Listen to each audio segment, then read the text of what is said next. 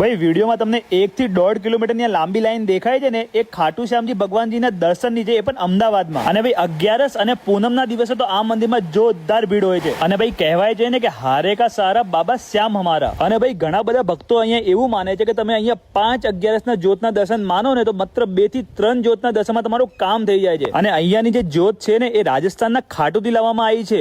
અને એવી પણ માન્યતા છે કે તમે 1% ના પાર્ટનર બનાવો ખાટુ શ્યામજીને એટલે તમારો ધંધો 1/10 ની 10 નું 100 થઈ જાય. અને અહીંયા ચમચી જેટલું માંગો અને સમુદ્ર જેવું આપે એવા તો ખાટુ શ્યામજી છે. અને ભાઈ અહીંયા ખાલી લાખોની કરોડો ખાટુ શ્યામજીના ભક્તોને એમનો આશીર્વાદ મળેલો છે. અને અહીંયા ખાટુ શ્યામજીની સંસ્થા દ્વારા જ્યુસ સરબત જેવી પ્રસાદી આપવામાં આવે છે. અને બાબાનો એવો આશીર્વાદ છે ને અહીંયા કે આટલી બધી ભીડ દેખાય ને તમને તો પણ કોઈને જ કોઈ પ્રોબ્લેમ થતી નથી. તો ભાઈ તમારે પણ લાઈફમાં બહુ જ પ્રોબ્લેમ ચાલતી તો એટલીસ્ટ એકવાર વિઝિટ કરો ખાટુ શ્યામ બાબા મંદિરમાં. બીજું શું, રાકેશભાઈનો વિડીયો છે, લાઈક કમેન્ટ શેર કરજો. બાય. કળયુગમાં કોઈ જાગતો દેવ હોય તો ઈ છે દાદા હનુમાન. સાળંગપુરનું નામ તો બધાએ સાંભળેલું હોય છે. સાળંગપુરમાં ગોપાળાનંદ સ્વામીએ દાદાની પ્રાણ પ્રતિષ્ઠા કરી હતી. તેના 15-20 વર્ષ પહેલા કમિયાળા ધામમાં દાદા હનુમાન સ્થાપિત કર્યા હતા. 190 વર્ષ પહેલા. દાદા એટલે તમારા મંદડા મોહી લે. કોઈ પણ ભક્ત દાદા પાસે આવે એટલે તેમના દુખડા ભાંગીને ભૂકો કરી નાખે. શારીરિક રોગ, ધંધાકીય તકલીફો, કોઈ પણ દુઃખ હોય, દાદાના દર્શન માત્રથી પીડા દૂર થાય. કમિયાળા ધામ પીપળી ફેદરા રોડ પર, પીપળીથી માત્ર 3 કિલોમીટરના અંતરે આવેલું છે. અહીંયા ભગવાન સ્વામિનારાયણ 53 વાર આવ્યા છે અને 32 વાર રાત્રિ નિવાસ કર્યો છે. 500 પરમહંસ સાથે તમે સુરત થી સૌરાષ્ટ્ર અથવા તો ગામથી સુરત તરફ જતા હોય તો એકવાર દાદાના દર્શને આવજો. અહીંયા રહેવા જમવાની તમામ સુવિધા છે. આ વિડીયો તમારા મિત્રોને શેર કરવાનું ન ભૂલાય હો મિત્ર.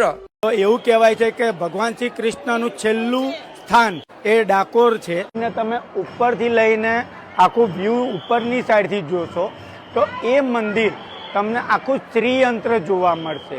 તો શ્રીયંત્ર આ કઈ રીતના બનેલું છે, જે 12 પગથિયા, 12 રાશિ, 9 ગ્રહો, 27 નક્ષત્ર, 64 કલા, 128 પ્રતિકલા. તો એવું માનવામાં આવે છે કે અહીંયા ડાકોરમાં ઠાકોરના દર્શન કરો, કારણ કે બધાની સેન્ટરમાં ઠાકોરજી બિરાજમાન છે. એમના દર્શન કરો અને મંદિરની એક પરિક્રમા કરો. તો એવું કહેવાય છે કે મંદિરની પરિક્રમા કરવાથી એક બ્રહ્માંડની સૃષ્ટિનું એની પરિક્રમા કર્યા બરાબર છે.